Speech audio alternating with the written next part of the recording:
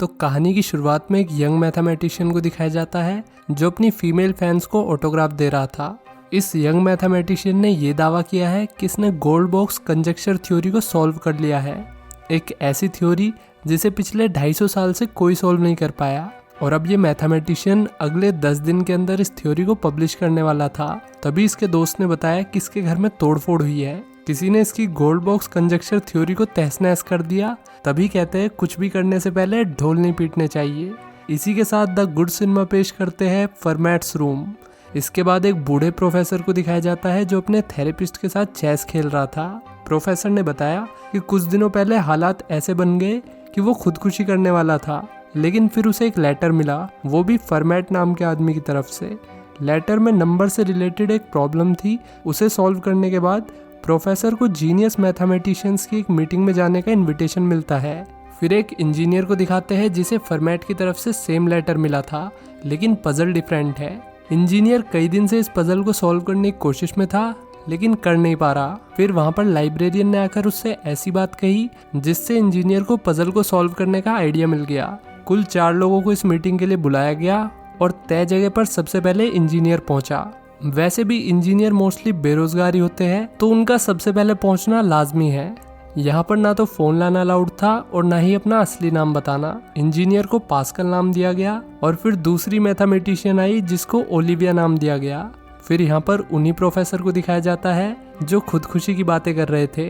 इनकी बीच रास्ते में गाड़ी खराब हो गई और इन्होंने जिससे लिफ्ट मांगी वो वही शुरुआत वाला यंग मैथमेटिशियन निकला। ये भी फॉर्मेट की बताई हुई जगह पर जा रहा था और इसे नाम दिया गया गैल्वा। लोकेशन पर पहुंचने के बाद इन्हें कुछ नहीं मिला। फिर हिल्बर्ट ने कहा कि फॉर्मेट कोई मामूली आदमी नहीं बल्कि जरूर कोई जीनियस होगा, तो उसने अपने पीछे जरूर कोई सुराग छोड़े होंगे।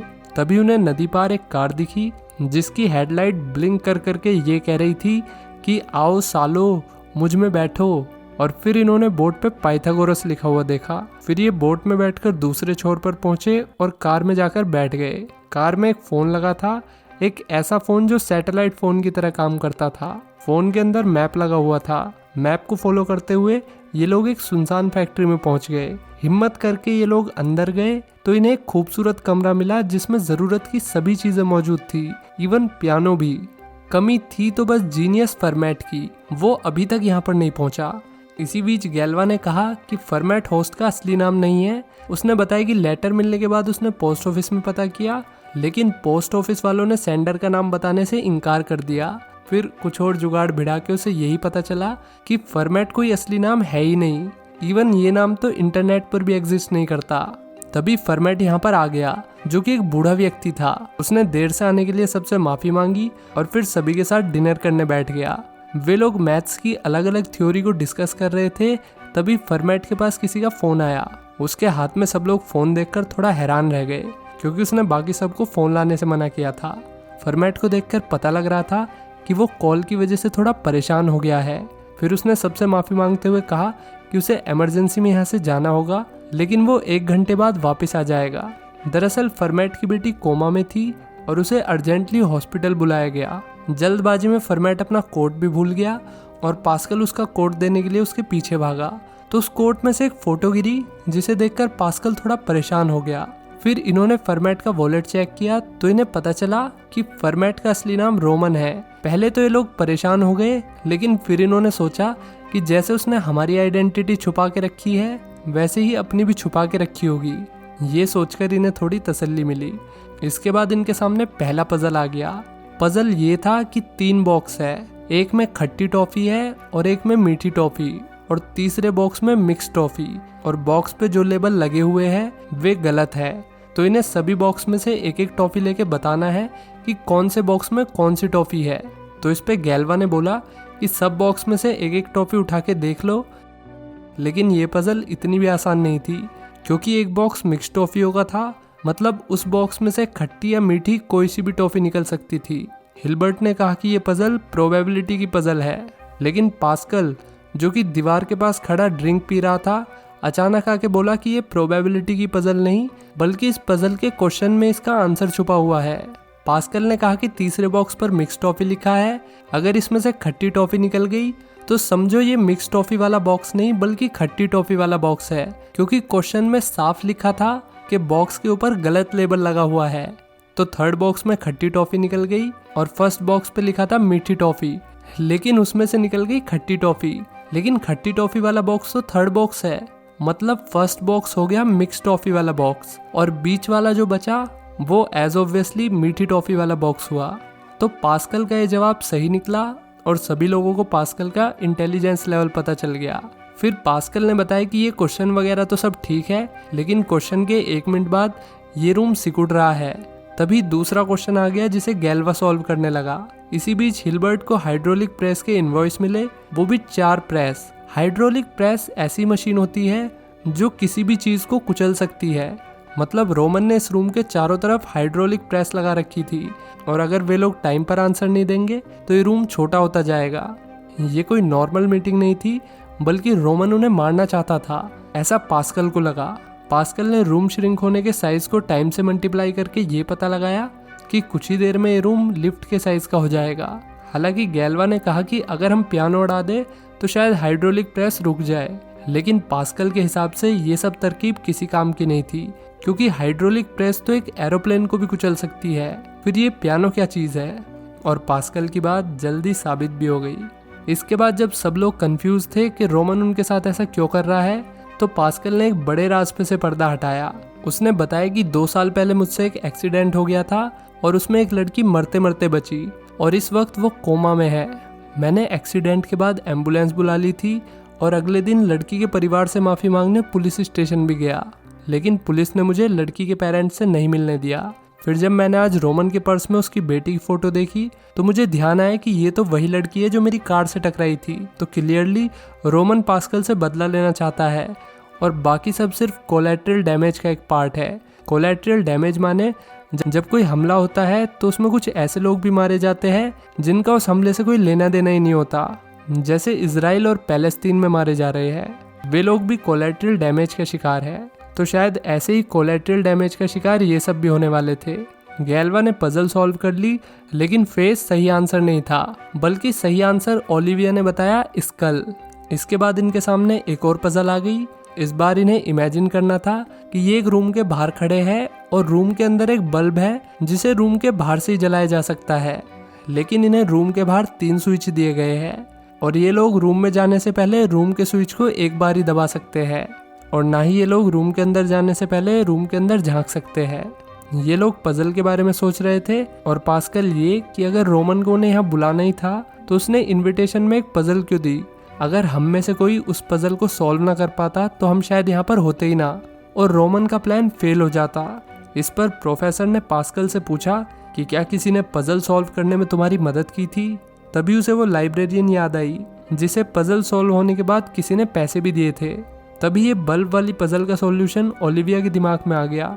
उसने कहा कि हम एक स्विच ऑन करेंगे और थोड़ी देर ऑन ही रहने देंगे, फिर हम दूसरा स्विच ऑन करके अंदर जाएंगे और अगर बल्ब जला रहा तो मतलब दूसरा स्विच ही ठीक है, और अगर बल्ब गर्म रहा तो मतलब पहला स्विच सही है, और अगर बल्ब ठंडा रहा तो मतलब तीसरा स्विच सही है। ओलिविया का यह आंसर बिल्कुल ठीक निकला। वैसे लोग कहते हैं कि लड़कियों में दिमाग नहीं है, और ओलिविया को देखो। इसके बाद पास्कल ने उसकी उम्र पूछी। ओलिविया 26 की थी, जिस पर पास्कल ने बताया कि मेडिकल फिलोसोफर ओलिविया सुबो को भी 26 साल की थी जब उसकी मौत हुई। शायद इसीलिए रोमन ने उसे ये नाम दिया है। सेम ब्लेक पास्कल भी 39 साल की उम्र में मारा गया और हमारे ये पास्कल भी 39 के ही है। फर्मेट की मौत भी 57 की उम्र में हुई थी और रोमन की आईडी में भी उसकी उम्र 57 मेंशन है। अब गैल्वो ने गुस्से में शीशा तोड़ दिया कि कहीं शीशे के पीछे कैमरा ना हो, लेकिन वहाँ कुछ नहीं था। फिर फोन पर एक और पजल आ गई।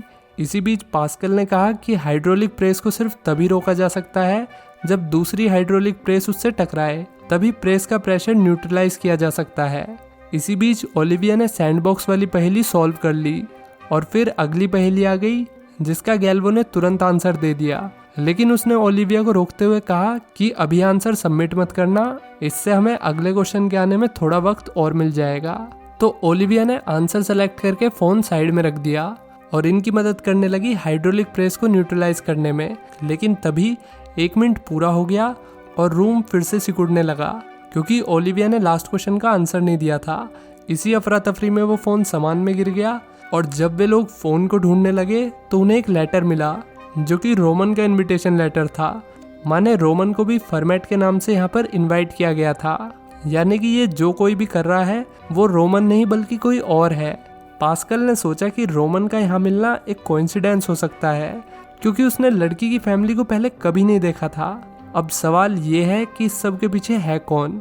इसके बाद रोमन को दिखाते हैं जो 60 किलोमीटर ट्रैवल करके हॉस्पिटल पहुंच गया, लेकिन वहाँ से पता चला कि वो कॉल हॉस्पिटल से नहीं आई थी, जिससे रोमन को बहुत गुस्सा आया कि भला ऐसा प्रैंक कौन करता है। इधर ये लोग कंफ्यूज थे। तभी ओलिविया ने गैल्वो से पूछा कि वो गोल्ड बॉक्स कंजक्चर थ्योरी किसने डिस्ट्रॉय की। तो गैल्वो ने बताया कि कुछ पड़ोस के लड़कों ने जो मुझसे जलते थे। इस पे ओलिविया ने कहा कि पड़ोस के बच्चे तुम्हारे घर में कैसे आ सकते हैं जब घर में इतने सिक्योरिटी फीचर लगे हुए हैं। इस पे हिलबर्ट ने ओलिविया से पूछा कि उसे गैल्वो के घर के अंदर की इतनी डिटेल कैसे पता। इसी बात पर यह बात सामने आई कि गैल्वो और ओलिविया 2 साल से डेट कर रहे थे, लेकिन फिर उनका ब्रेकअप हो गया। इसके बाद उनके सामने एक और पजल आ गई, 2 दरवाजों वाली पजल। एक दरवाजा है फ्रीडम का और दूसरा ट्रैप का। दोनों ही दरवाजे पर एक एक गार्ड खड़ा है। फ्रीडम वाले दरवाजे का गार्ड हमेशा सच बोलता है और ट्रैप वाले दरवाजे का गार्ड हमेशा झूठ बोलता है। तो इन्हें पता लगाना है कि कौन सा दरवाजा फ्रीडम का है और कौन सा ट्रैप का। थोड़ी देर में पास्कल ने इसका सॉल्यूशन सोच लिया। उन्हें गार्ड ए से पूछना होगा कि अगर हम गार्ड बी से पूछे कि फ्रीडम का कौन सा दरवाजा है, तो गार्ड ए जो भी जवाब देगा उन्हें उसके अपोजिट गेट में जाना होगा। फॉर एग्जाम्पल, अगर गार्ड ए ट्रैप गार्ड है तो वो कहेगा कि गार्ड बी के हिसाब से ए ही फ्रीडम वाला दरवाजा है, लेकिन एज ऑब्वियसली वो झूठ बोल रहा है तो उसके बताए हुए दरवाजे में ना जाके दूसरे दरवाजे में जाना होगा।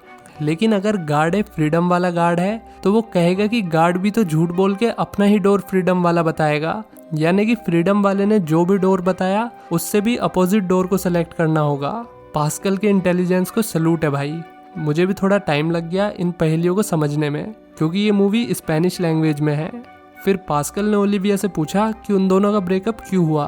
तो ओलिविया ने बताया कि वो चेस खेलने की शौकीन थी, इसलिए उसने चेस की ऐप डाउनलोड की और फिर वो ऑनलाइन एक आदमी से मिली जिसे वो एक भी मैच नहीं हरा पाई। इससे ओलिविया के मन में उस आदमी के लिए प्यार जाग गया और फिर उसने चेस के उस महारथी के लिए गाल्वो को छोड़ दिया। फिर पास्कल ने कहा हो सकता है ये सब वही चेस वाला बंदा कर रहा हो, लेकिन ओलिविया के हिसाब से ऐसा नहीं हो सकता क्योंकि वो बंदा इसी रूम में था।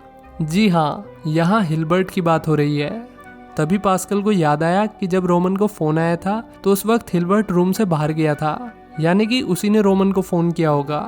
तभी गाल्वो की नज़र रोमन के वॉलेट पर पड़ी जिसपे EF लिखा था और पोस्ट ऑफिस वालों ने भी उसे यही नाम बताया था कि लेटर एफ्रोन कॉन्वो की तरफ से आया है। इस मोमेंट पर सबको पता चल गया कि हिलबर्ट इस सब के पीछे है। पास्कल ने फिर हिलबर्ट का बैग चेक किया और उसमें एक फ़ोन मिला जिसकी कॉल हिस्ट्री में रोमन का नंबर था। उसने रोमन को फ़ोन लगाया, लेकिन हिलबर्ट ने कहा कि इसका कोई फ़ायदा नहीं, अब तक शायद रोमन मर चुका होगा क्योंकि उसने रोमन की कार की सीट बेल्ट में जहर लगा रखा था। लेकिन फॉर्चुनेटली रोमन ने अभी तक सीट बेल्ट नहीं लगाई। हालांकि रास्ते में उसे एक पुलिस वाला मिल गया जो उससे लिफ्ट मांग रहा होता है। पुलिस वाले की वजह से उसने सीट बेल्ट लगा ली और फिर बेहोशी की हालत में उसने कार पहाड़ी से गिरा दी। फिर हिलबर्ट ने बताया कि मैं पिछले 35 साल से गोल्ड बॉक्स कंजक्चर थ्योरी पर काम कर रहा हूँ और मैं कुछ ही दिनों में सारी करेक्शन करके ये थ्योरी पब्लिश करने वाला था कि तभी 20 साल का लड़का टीवी पे अनाउंस करता है कि उसने ये थ्योरी सॉल्व कर ली है। ये न्यूज़ देखकर मैंने खुदकुशी करने की भी कोशिश की, लेकिन अंत में मैं रुक गया। मैंने सोचा कि एक बार तो इस लड़के से मिलना चाहिए जिसने इतनी कम उम्र में ये 250 साल पुरानी थ्योरी सॉल्व कर ली। इसमें उसने ये भी बताया कि मैंने गाल्वो से मिलने के लिए उसे मेल भेजा और उसका जवाब ओलिविया ने दिया। तभी से उनकी बात शुरू हुई थी। मतलब ओलिविया ने जो चेस की कहानी सुनाई वो सब झूठ था। हिलबर्ट अपने साथ गोल्ड बॉक्स कंजक्चर थ्योरी भी लाया था और वो खुश था कि गाल्वो की मौत के बाद कोई नहीं होगा जो उसकी थ्योरी को टक्कर दे सके और ऐसे वो इतिहास में अपनी जगह बना लेगा। इस बात पर गाल्वो ने बताया कि मैंने कोई gold box conjuncture theory solve नहीं की है, ये तो सिर्फ एक पब्लिक स्टंट था फेमस होने के लिए, और अपने कमरे में तोड़फोड़ भी मैंने खुद ही की थी ताकि मेरे पास बहाना हो थ्योरी को ना दिखाने का। ये सुनकर सब शौक रह गए, लेकिन गाल्वो हिलबर्ट पर बहुत गुस्सा था, इसलिए उसने उसे घूसा मार के बेहोश कर दिया। अब हिलबर्ट के अलावा उन्हें यहाँ से कोई भी बाहर नहीं निकाल सकता। फिर पास्कल ने कहा कि डेविड हिल्बर्ट 81 साल की उम्र में मरा था और ये हिल्बर्ट 81 से तो कम का ही है, मतलब इसने यहाँ से निकलने का कोई तो रास्ता बनाया होगा। फिर उन्होंने ब्लैक बोर्ड को देखा जिस पे फ्रीडम लिखा हुआ था। उन्होंने ब्लैक बोर्ड को तोड़ दिया और उसके पीछे एक लिफ्ट थी जिसमें बैठ के वे तीनों यहाँ से बाहर आ गए। गाल्वो अपने साथ गोल्ड बॉक्स थ्योरी भी ले आया था। वो कंफ्यूज था कि उसे ये थ्योरी अपने नाम से पब्लिश करनी चाहिए या नहीं। तभी पास्कल ने वो डॉक्यूमेंट्स लेके पानी में फेंक दिए। इस पे गाल्वो ने कहा कि इस थ्योरी का जवाब दुनिया 250 साल से ढूंढ रही है। तो इसके जवाब में पास्कल ने कहा कि इस थ्योरी के पानी में गिर जाने से भी दुनिया वैसी ही रहेगी जैसी वो अभी है। इसी के साथ ये मूवी यहीं खत्म हो जाती है। लाइक कमेंट करके बताओ कि वीडियो कैसी लगी। अब देखते हैं आज के शाउट आउट्स। बेन एफ्लिक कह रहे हैं कि उन्हें द गुड सिनेमा को देखने का एडिक्शन हो गया है। मनु कह रहे हैं कि अगर उनके पास टाइम मशीन होती तो वे पास्ट में जाके अपनी जवानी के दिनों को फिर से जीते और पास्ट से काफी कुछ सीखते। किड ने अच्छी बात कही कि बुली मत बनो और जो बच्चा बुली हो रहा है उसकी हमेशा मदद करो। यूजर को एक्सप्लेनेशन बढ़िया लगी, गिल को भी बढ़िया लगी। गिल लुधियाना पंजाब से है। मोहम्मद अरबाज की डिमांड पर आज फॉर्मेट्स रूम एक्सप्लेन करती है। और भाई जिसको जॉन विक का 4th पार्ट देखना है वो द गुड सिनेमा 2.0 पर जाकर देख लो, लिंक कमेंट सेक्शन में मिल जाएगी। चलो आज के लिए इतना ही, मिलते हैं नेक्स्ट वीडियो में। Till then take care, bye bye.